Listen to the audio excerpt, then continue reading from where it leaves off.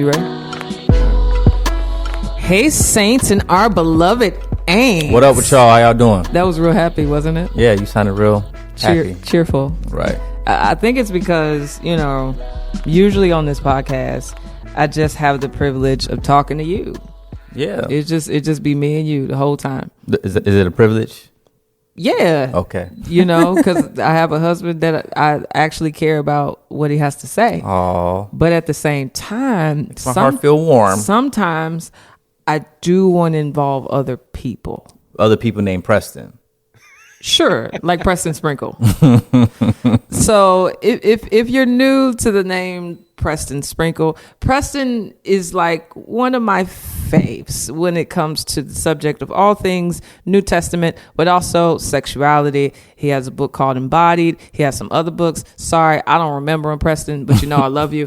He has a podcast called Theology in the Raw, where he talks to complementarians and egalitarians and trans folk and just everybody about everything. He talks to woke people and non-woke people. It's like a conversation. But the thing that I appreciate about Preston is that he engages in conversations that are polarizing, that are complicated, that are nuanced, but he has a gentleness and an integrity about it that I think the church really needs to learn. Yeah, that's what I'll say about you. Of course, I was introduced to your podcast by Jackie. I mean, I was riding in the car with her one day, and person kept calling you Preston. I'm like, who is this guy named Preston that she's listening to? And so as I begin to listen to your podcast more, I've always respected how you had just a plethora of different like people on your podcast, and it was different ideas, but you never really seemed biased towards one view. You always seemed very fair, but also represented truth. And so I've always appreciated that about you from afar. So it's great to have you on. Who are you, Preston Sprinkle? Tell us a little bit about yourself. Who am I? I'm a resident of Boise, Idaho. 46 years old, married to my wife, coming up on 21 years. We have 4 kids together, 4 teenagers, actually, 13 to 19. Wow. 3 girls and a boy. I've been, my ministry career started as I just love theology and academics. So I went and did a bunch of theological degrees and would have kept going, but my wife said I needed to get a job. So I got a job teaching the Bible at a Christian college, did that for a number of years, few different Christian colleges. And then for the last several years, I've been running a nonprofit called the Center for Faith, Sexuality and Gender, where we help primarily, church, but just Christian leaders as a whole to engage questions of faith, sexuality, and gender with theological faithfulness and courageous love. So that's been my day job and my night job for the last about 4 or 5 years. So the interesting thing is that you are what, someone would call a cisgendered man, right? Yeah. You're straight, you're white, you're married to a woman. As far as we know, you've never been gay. Wait, what is it called? Cisgendered. Wow, I did not know that. I didn't know it was a term for that. That's just regular to me. That's a term that's been placed upon me, not one that I would choose for myself. I don't mind knowing. What would you say? What would you call yourself? I'm just a human. First. I'm a male. Second, I'm in Christ, obviously. So. Yeah. So the thing is, though, I think a lot of times, like whether it's me or Christopher Yuan or whoever, like we get into the sexuality conversation because it's a life we've lived. Right. And when it comes to like homosexuality and lesbianism and all the things, why is this a topic that intrigues you? Yeah, it started kind of going back to what I said earlier about my journey. It started just as an academic curiosity, really. I like to, since I've been a Christian, I've wanted to know, what does the Bible actually say? I know what I've heard it's supposed to mean, what I'm supposed to believe, but I want to know it for myself. So over the years, I've taken all of the kind of, not all of them, many of the big topics and said, okay, I know what I've been told to believe, but I want to know, what does the Bible actually say? So several years ago, the question of homosexuality came up in my life, just as students were asking me about it. I kind of saw the buzz around the Christian culture. So I said, all right, I want to figure this out for myself. So that took me on a academic journey, reading a bunch of books, working through passages, but then also getting in the lives of LGBT people. And I was pretty stunned to find out that most LGBT identified people that I was meeting were raised in the church, and almost all of them had a really bad experience in the church, and largely for relational reasons that theologically conservative Christians could change. Like, it wasn't, I mean, some of them were like, yeah, I just, it was a wonderful, loving environment. I just couldn't take the theology of marriage or whatever. I don't know if I ever heard anybody say those words like that. Usually it was like, the relational environment was just toxic or dehumanizing. So that's taken me on a journey to want to maintain theological faithfulness. And I'm primarily a theologian. I love to wrestle with those arguments, and that's a part of what I do. But then another part is trying to help the Christian church develop a culture around this topic that reflects more of the holistic vision of who Jesus is. So yeah, it's been interesting. So Preston's latest book, Embodied, subtitle is Transgender Identities and the Church and What the Bible Has to Say. So you wrote a book about the T in LBGTQ. What does it mean? What is trans? You ask 10 different people and you'll get 11 answers.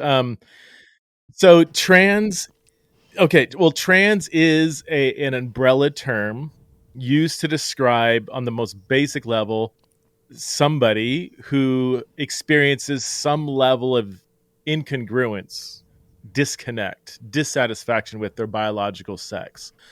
I would say maybe 10 years ago. Well, where do I start?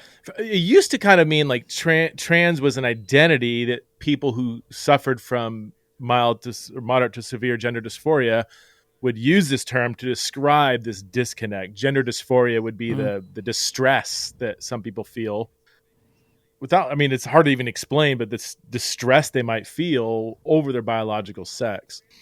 That used to be, so trans used to almost be like an identity that was almost correlated with gender dysphoria, but now it's become so flexible and nebulous that it could mean a number of things. In fact, there's a whole movement, and not a formal movement, but there's some outspoken, typically younger people who refuse to say you need gender dysphoria to be trans. Like, it's kind of the self-ID perspective. Like, if I tell you I'm trans, then I'm trans.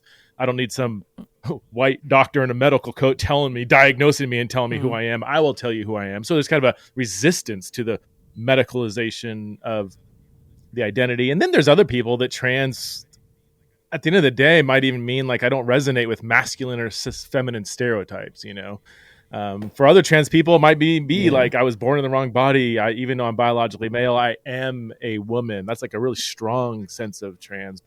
And I can keep going on and on. There's just a range of different meanings to it. But the most basic meaning is some kind of lack of resonance or disconnect with your biological sex. Even then, there might be that kind of sparked a question in my head from what you just said. Like, I want to be more familiar with the LGBTQ plus community, but I'm not as familiar. Plus. I see you. Yeah, I studied before this podcast now. Don't sleep on me. I see you. I don't want to speak out of ignorance, and I'm glad you're here, so I can ask you, why does it seem like things in this particular community changes a lot? Like, is it that they're trying to work out some things, or is things haven't changed? They just, we're just starting to be more educated on them? Because every time I look up, it seems like there's a new term, or like why is that? That's an interesting question. Yeah, man. I think a lot of things in culture are rapidly changing and moving, and maybe some of this started with the just rise of social media and smartphones, and just the constant flood of information. I think that might play one part. I don't think that the proliferation of all the different identities and terms would have happened without the internet. I don't think it wouldn't have spread that fast. It wouldn't seem like you said, it just seems like every time I wake up, there's a new kind of maybe identity or term. I'm pretty confident that would not have happened without the internet. Also, like when you move from like LGB to the T, T, now we're dealing with one's sense of self. And just that concept opens up all kinds of possible categories that surround maybe, what we would have called maybe 10, 20 years ago, just like your personality, like whether you're emo or a hick or a jock or whatever. And you kind of have these interests in life that you just have interests in life. Maybe you're more tomboyish, maybe you're not, but now there are identity markers kind of used to capture and categorize what we used to call, in some ways, just almost like personality interests. That might play a role too, and we can question whether that's good or bad or neutral. I think yeah.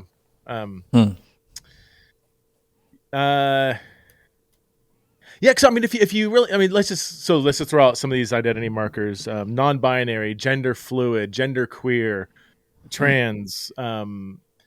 If you were to really ask somebody, like, "Hey, okay, I want you to explain what you mean by this," you're going to get an excellent explanation that might be very similar to how somebody would have explained themselves 20 years ago without the term. That's very interesting. But now, where did that come from? I don't know if I could even trace that back. There's stuff going on in academic circles and what gender theory and queer theory. There's some academic disciplines that most people have never even heard of. They've kind of, for whatever reason, kind of trickled down into more a popular level conversation.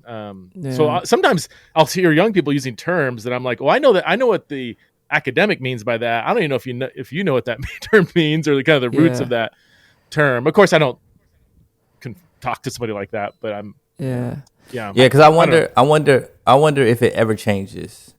What do you mean in the world of social media? Because I think if we're honest, we're such complicated and complex people, right? And so I think there's always going to be a people group that's going to rise up and feel like they're not represented based on how they feel at the moment. And so like it's I don't know, this is not even a critique to the community, but I think this is just how, we're created, we're just complex and nuanced people. And so like, I feel like it's always going to be some type of new term, when we look up, because, it's always going to be a people group or a person who feels like, man, the way you're phrasing, the way I feel like I'm wired or made is not fully represented. Does that make sense? There is kind of on that, like especially with younger people, more than ever. I mean, young people always go through this, but I think more than ever, this search for uniqueness, for who am I? How can I be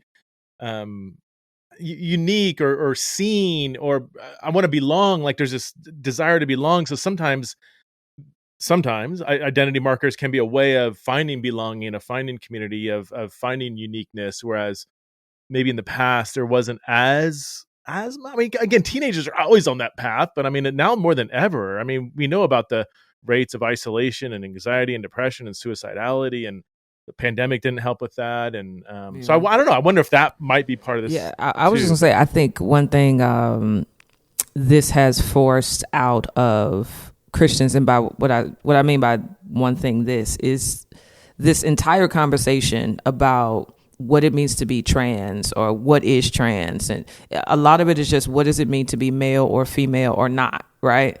And I feel like even to ask the question of what is a woman and what is a man, is actually, we don't really have good answers, good enough answers. Some people shockingly can't define what woman or man is.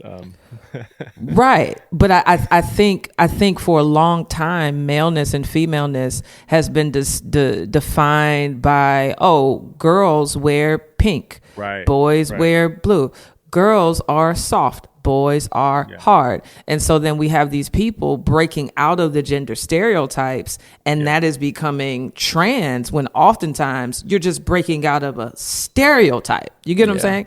And so I think, how do you think that these kinds of, like, I don't know, super unbiblical ways of defining femaleness and maleness has influenced the identity crisis in our culture? Yeah, that's a huge. That makes sense. That absolutely makes sense, and I think that is getting to the heart of some of the confusion with this conversation.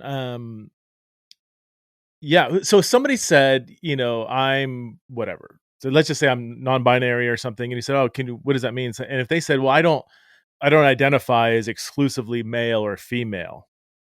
Now, we might hear male and female and think biological sex. Like, well, what do you mean you don't identify? Is that a chosen identity? It's just kind of whether you are or not. But if you ask them, well, what do you mean by male or female? They'll probably describe what we might say masculinity or femininity or maleness, femaleness. Like, well, I don't resonate with, and they might describe male typical, stereotypical behaviors or female typical behaviors. And so that when you get to the heart of it, I'm like, okay, I can see how you can find those categories oppressive. The beautiful thing about the Bible is the Bible does not morally mandate stereotypical femininity or masculinity. You see characters like Jesus right, shattering some of these culturally driven gender stereotypes. You know, I point out to people, and this isn't an argument. It's just an observation. It's just true. Like in the first century, you know, in Jewish culture, to be a real manly man was to be married, children, to, you know, probably be kind of misogynistic, like you wouldn't value women. In the Roman culture would be to be promiscuous, to don't turn the other cheek, don't love your enemy, don't wash somebody's feet who's of a lower social status. Like Jesus broke all of those. You have a single man of marital age who turned the other cheek, who got, you know, beat up, you know, so to speak. He deliberately violated these culturally driven stereotypes. Why? Because they're culturally driven. They're not morally mandated. Now, I don't want to deny biology. Males and females will typically have different, broadly speaking, maybe typical behaviors, interests, whatever. But they're not absolute, first of all. And second of all, they're never morally mandated in the Bible. So, yeah, I think Christianity has a wide open door to celebrate sex difference. We don't want to collapse those together. But it also gives us a lot of freedom of what it means to be a godly man, godly woman. This is why that just blessed me. You want to know why Preston Sprinkle and Preston Perry? Because we talked about this on a podcast during, I think, season 2, about how the way I exist in the world was not called feminine enough. You know what I'm saying? Like I didn't like purses, and I didn't like dresses, and I didn't do all the things, right? And so it was always, you're a tomboy. And so that's a part of why I think embracing, like, you know, that hyper masculine thing when I was calling myself a stud was because, one, it felt natural to behave like that, but it also felt like that's what y'all said I was. Y'all been calling me a boy this whole time, and so now when I act like one, now it's strange all of a sudden. Yeah, and so I think if someone would have said, like, the kind of woman you are is still a woman. Yeah. And the culture that I grew up in was a super hyper masculinity culture. Where, like, we were always taught to never to cry, never to show emotion. Don't let people think you a punk. And this is what shows your manhood. To take advantage of as many women as you can. You know, be a womanizer. And so when I came to Christ, and I was like, I saw Jesus was tender, was a nurturer. He knew how to feel. He had empathy. And he didn't look at his culture to define his manhood, but his manhood was defined who he was and who God, you know, and who God was. And so I think, that was just important for me to understand, even growing up and when I came to Christ. So, yeah. I think because this is such a common discussion, and I guess what I'm trying to say is I was thinking about how at Theology in the Raw you had that panel, and I don't remember her name. I think it started with a K, and she shared her story about how she transitioned into a male or whatever, and not a male, into a man, and how she got connected to a church and they kind of discipled her, and she lived in somebody's basement or something like that. She was taken care of. It wasn't like she was like a suffering servant. Whole story. Yeah. But anyway, one of the most profound things she said was about how when she was meeting with the couple that was walking with her, how they didn't impose like another thing for her to do. They didn't say, okay, now that you come to Right. Jesus, start wearing some dresses. Right. They just Right. kind of walked with her to the point where the Holy Spirit kind of like took her along, where it's like embracing certain stuff. I don't know. So my question is, when it comes to discipleship, because this is a discipleship issue, not just evangelistic, but a discipleship issue where you will have people in your church that are dealing with gender dysphoria. This is a broad question, but how do we walk with them in a way that is wise and winsome, but also direct?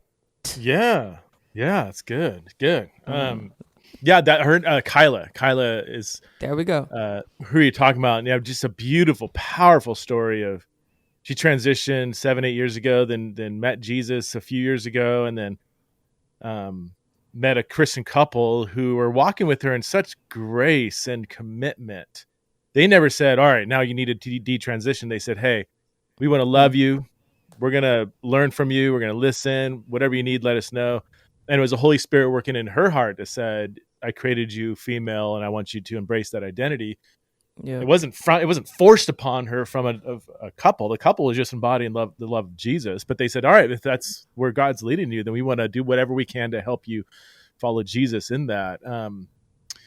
Yeah, it's walking with people with gender dysphoria. For people that haven't experienced gender dysphoria, gender dysphoria, to be clinically diagnosed with gender dysphoria, it is a pretty rare psychological condition. Some people don't like the term condition, but I mean it's in the DSM. So, and the DSM even lists 0.014% were kind of diagnosed with gender dysphoria in 2013. Might be a little more now, but it's still pretty low. But I've got several friends who have had lifelong, sometimes really debilitating gender dysphoria. It's so hard to even describe. And I have a question. Yeah.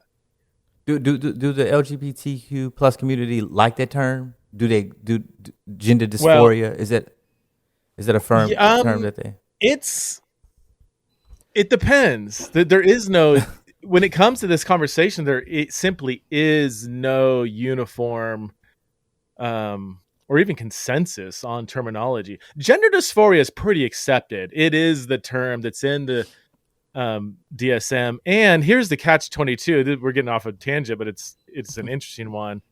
To get a surgery paid for, right? Your insurance you have to have a medical condition. So they almost you don't want to be medicalized. I don't have a problem. I am who I am, but I need a surgery. Well, wait a minute. Why do you need the surgery? Well, I have this condition. So it's kind of a catch-22. Some people may not love the term, but they kind of need some kind of diagnosis if they're going to pursue transitioning. So, gender dysphoria is pretty fine. I don't know a lot of people that would. Yeah. If you call it a psychological condition, that sometimes people might not like that. They might say, "I feel distress because society doesn't accept me. Nothing's wrong with me. It's all you who are causing this." Got it. What was your original question? I'm sorry. Walking with discipleship. Yep. Yeah. Well, I just think honestly, just having a lot of humility with the ignorance that we all have with something that's incredibly complex. So I think discipleship needs to be patient, cautious, humble, slow, loving, listening, really walking with somebody. And a lot of, Kyla said this on stage. Another friend, Kat, same thing, where they said, when I first came to Jesus, I was working through so much. If someone said, all right, here's the pronouns you need to use, you need to do this, you need to do that, they would have ran so far away. It's the people that met a Christian or Christians or community that were humble and listening and said, I don't have all the answers, but I'm willing to be with you while we figure this out together. That kind of posture is absolutely huge. That's a game changer. And I also, going back to the stereotypes, I think creating a church context where we're not exacerbating or embodying these culturally driven, sometimes oppressive stereotypes. Most trans people I know, as they're following, ones that are like come to Christ, following Jesus, like sometimes they find these stereotypes so exacerbated and baptized almost in the church. And it's just, sometimes it's hard. It's like, I can't even go to church because I just feel like men's and women's retreats and this, that. And, there's just so many things that are just assumed about what it means to be a man and a woman in the church. And it's hard for me to be there. So I think being aware of how we are we overly sanctifying some of these gender stereotypes, or are we giving people, freedom to live out their identity, their male or female identity, in the way that the Bible allows. So, and I think some context for our listeners, or even Preston, because you probably like, so how does that exacerbate it? Like, what does that look like? I think one might be if, there's a men's meeting at the church and it's about oh, we're going to play football. Right. And so the assumption is that all the men must come together, and the way we come together and bond is through sports, as if all men like sports. Or if you have a women's retreat and it's like, okay, girls, we all gonna get together and, I don't know, knit something and talk about brunch and wear pink, with flowers and things. And you got a large group of women that don't feel like that's a space they actually belong to. They might actually want to go to the men's retreat and play sports. You know what I'm saying? And so I think having a diversity of even like personality types represented, and when you do separate genders in your church. Yeah.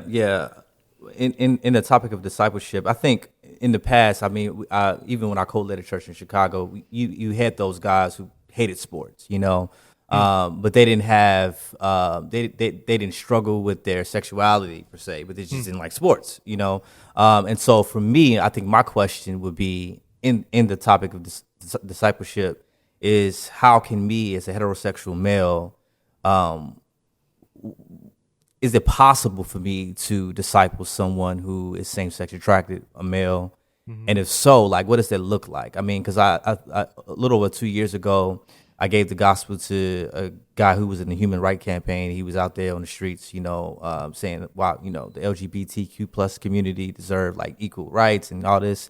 And we talked, and one of the things I talked about, I talked mainly about, him being a Buddhist, and, why I feel like Jesus is better than the religion that he serves. But when we begin to text, I have to just be honest. I was just like I was uncomfortable in some ways, and I think my uncomfortability was me not wanting to offend him, me not wanting to say something that will be damaging. And so I think for a man, like in this small group, how do we walk carefully with other men, especially in a super hyper masculine culture that says, be a man, and we even come to Christ with a lot of these toxic thinking. So how can men, walk in love with? Man. I don't think there's a one size fits all response to that. Each one's different, has unique stories and needs and everything. I think it would be hard if their context is kind of that hyper masculine. That's gonna be hard for anybody, same sex attracted or not, who doesn't resonate with that. And like you, Preston, I remember growing up and like I actually love animals, and I hate to see animals die, but for some reason, I don't know where this came from. Like, that was very unmanly. No, you should enjoy arbitrarily just killing an animal. And so I would like sit in my backyard. I remember when I was sick with my BB gun and literally shoot birds to desensitize myself to, and I hated it. This dead bird just sitting there for no reason. Like, I even now thinking about it, I'm like, hated it. But no, to be a real man, is to do that, to not cry. I now tell people I'm 46. I probably cried maybe 4 times in the last 25 years. You know how unhealthy that is?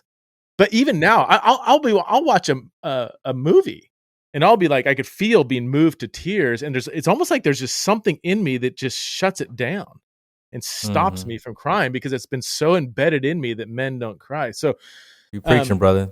Yeah, those are, that's just, there's so much unhealthiness there that anyway, that's a long response to say I would want to try to not get out of those environments where that hyper, again, culturally driven masculinity is just seen as like the right way to be. And I'm not against, like, in many other ways, I would resonate with stereotypical masculinity. I love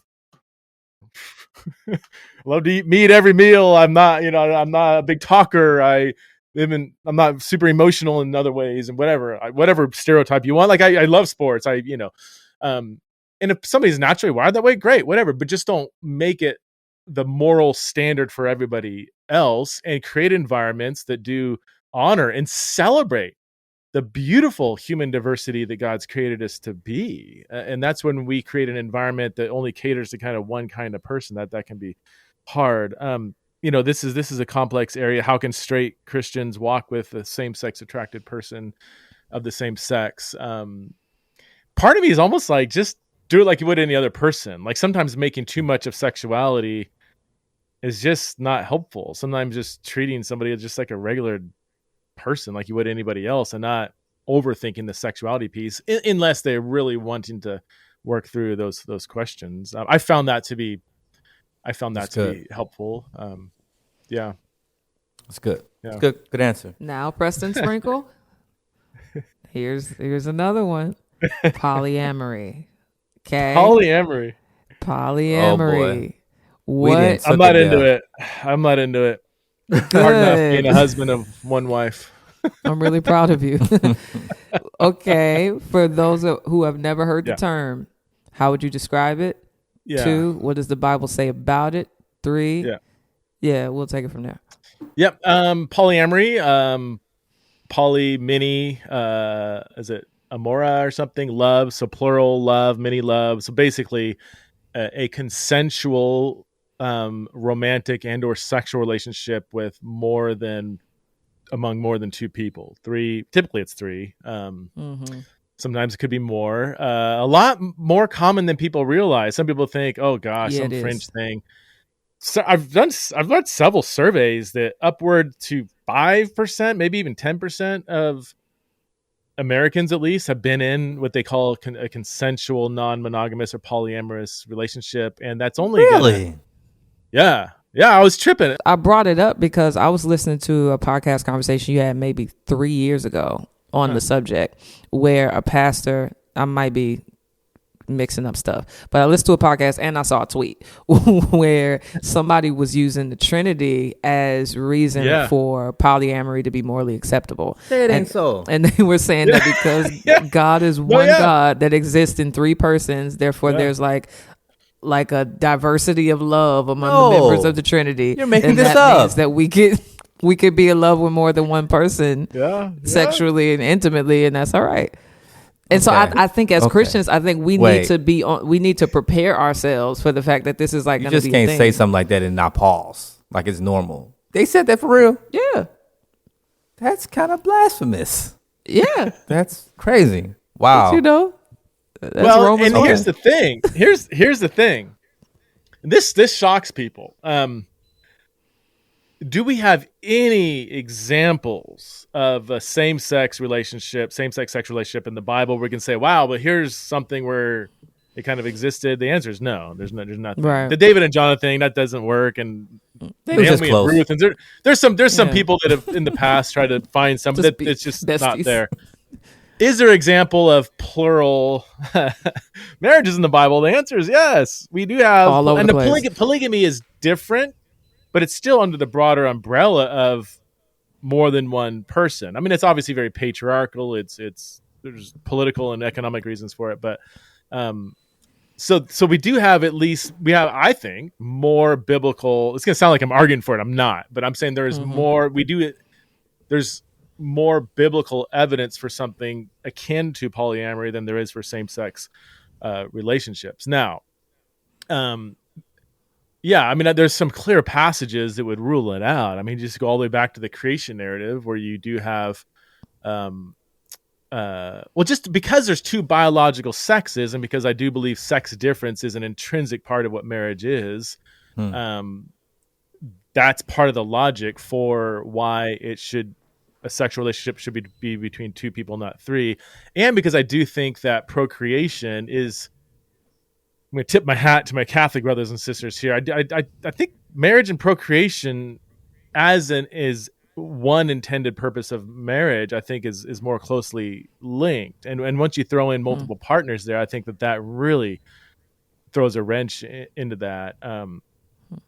And one more thing, in Matthew 19, Jesus, when they were asking him about divorce, which isn't polyamory, but it's kind of like, you know, a woman who's been divorced and remarried and divorced and remarried, and whose husband will she be in the new creation? Well, actually, that's a different context. But when he was being asked about divorce, he went back to the creation account and specified male and female, and that duality, not just the sex difference, male and female, but the duality of these two people God has joined together, let no man separate. So teach the text. There's an intrinsic duality that's essential for marriage too. So I don't think it's hard to make a biblical case for monogamy, but I will challenge pastors and leaders, like, this is not some fringe thing. This is something that, especially in more progressive environments, more and more youth groups are dealing with it. More and more churches are saying, I'm having polyamorous thruples, you know, showing up at church. Some that are like, they read their Bible every day, like they have a Christian posture, I guess, or you know. So yeah, I think we do need to have a thoughtful, winsome, gracious response to where we're at on this. I have a question. Pronoun hospitality. Oh yeah, good one. What is it? I taught Preston that. Yeah, Preston Perry. What is it, Sprinkle? And how should Christians in the body of Christ deal with it? All right, let me. I'll try to be concise, but don't interpret my concision for the fact or for assuming this is a simple question. So the question is, if a trans person, or let's just say any person, wants you to refer to them by pronouns that don't match their biological sex, whatever those may be, could be, yeah, he, she, or they, them, or even maybe there's some made up ones or new terms like Gigergam, or there's a whole bunch of different ones, but no, well, I mean, there's so many. There's some popular ones like what's the one I'm thinking of? There's one that's like really popular, but then there's been so many, I mean, endless, basically, just sounds that aren't real words that people can make up. But so I'll start by saying I think it's a complex question. I think there's really good, smart Christians on both sides of this debate. I think the argument that using someone's pronouns that don't match their biological sex, some people say that's lying to them. They are, say, a man, so call them he, him. If you don't call them that, you're just kind of, and I've heard people say it, and I don't like this phrase, but you're feeding their delusion. Now, I don't like to use the term delusion in this conversation, but those are the arguments against using someone's pronouns, and there's more to it than that. But the other side says, well, we don't need to agree with the term. We can use it as a form of hospitality, of meeting someone where they're at.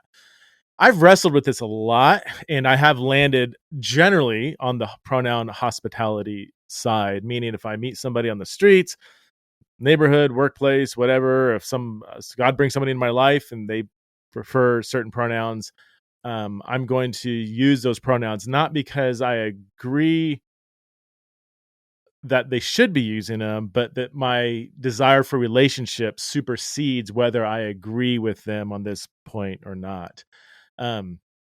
So, I tell people, language is shared social space. So we're on video here. So if you have two people and say, I'm over here and I'm person A, this is person B, and I believe that pronouns match biological sex, but what if I meet person B over here and they think pronouns should match one's gender identity, one's internal sense of who they are? So they might have a gender identity that doesn't match their biological sex. And I'm over here thinking, I don't think I agree with anything you just said, maybe. And they're like, well, I don't agree with you. And I don't, it's like, well, language exists in this shared relational space. So I can't really expect everybody I encounter to use to have the same worldview whose language reflects that worldview, and that worldview must match my worldview. Like, at some points we have to kind of give in. There's a give and take here with language as this, bridge to relationships. So that's primarily why I would land on, using someone's pronouns that they want me to use, to at least try. I mess up, I can't. They, them is really difficult. I mean, it's counterintuitive for somebody who's lived, 46 years of my life using that for plural, not a singular. The one exception that I would want to leave open is parents with like younger kids who want to be called by a different pronoun. With younger kids, let's just say under 18, especially like under 15, there is, every term I use here is going to be possibly problematic. There can be a social trendy factor here. So like I have friends who, when they hear the pronoun that matches their biological sex, it sends their dysphoria through the roof and they're driven to self-harm. I'm like, wow, well, that I don't understand why that is. I'm not a psychologist, but man, okay, I don't want to do that to you, and they would even say, I don't know why this is. There's got to be some unhealthiness here that I need to work through. But in the meantime, can you not do things that make me want to go cut myself? When my 14-year-old daughter goes to theater class, and she's the only one in a group of 20 that doesn't call themselves they, them, or she, he, they, I'm like, I don't think every single one is dealing with debilitating gender dysphoria when they hear the pronouns. So if my younger kid wanted to be called by a different pronoun, I think I do have the right and role to parent my kid, unless I do see that, man, this is a severe situation. If I use their pronouns, they're going to be suicidal or something. Then I'm like, okay, maybe in the while I get help, like maybe I can put a Band-Aid in the situation and call them whatever they want to be called by, knowing that there's got to be deeper issues going on here. So, and one more thing, I know it's a long answer, but so pronouns are a form of social transitioning. So you have social transitioning, hormonal transitioning, taking cross-sex hormones, and then surgical transitioning. And the data does seem to show that when younger kids are affirmed in social transitioning, especially by an authoritative figure like a parent, that can often lead to hormonal and then maybe surgical transitioning. And that's where I'm going to say, if I was a Bible-hating atheist, I would still be adamantly opposed to teenagers transitioning, not just on ethical grounds, but on just practical, medical, scientific, relational grounds. And you know who agrees with me on that? Every single older trans person I talk to. So this isn't my cis hetero whatever opinion coming out. This is just kind of basic medical care. But so all that to say, parents of younger kids, I want to, like, if you're doing something that's going to encourage that path of social, hormonal, surgical with a younger kid, I'm going to say, let's not do that. If your kid's 25 and they make that decision, it's kind of out of your hands. But younger kids, I really want to help them navigate the complex society that they're living in. But sorry, does that make sense? We'll love to hear your thoughts on that. I mean, it makes sense, and it gives you a lot of clarification. But also the they them thing, I never really understood it. Yeah. And I know we're running out of time, so we could just do this real quick. And this could be a question for both of you guys. Is that someone who doesn't identify with male or female? So it typically somebody who identifies as non-binary, so they don't identify as either male or female. Again, what they mean by that typically is masculinity or femininity. They don't prefer either he or she pronouns because those are binary terms, one or the other. They, them is kind of a neutral. It's a non-gendered, if you will, pronoun. And I think there's two categories of people here. For some, typically younger people, I think, again, there is a social trendy influence here, not like role here. I do have some older friends who prefer they, them. And again, one of my friends in particular says, I know I'm biologically female, and I think it would dishonor God for me to prefer he, him, even though that would be in my flesh. Like that's what I would prefer. But I don't think that's right for me in my relationship with God. When I hear she, her, which matches my biological sex, it drives me to self-harm, exacerbates my dysphoria. So they, them is a mediating position to try to honor God by not saying he, him, but to not also be driven to self-harm. So that's different than the 12-year-old who came back home from junior high and said, I'm they, them now, and not really knowing, all my friends are they, them. I want to belong. And, Well, thank you, Preston Sprinkle. This was very helpful. I want everybody to go buy your book, Embodied. I want everybody to subscribe to Theology and Raw. You even got Patreon, where you be answering people's questions about dinosaurs and hell and stuff like that. You're a pretty cool guy, Preston. So we appreciate you, sir. Thank you. Yeah, you too. It's got to be the name. You have a good one.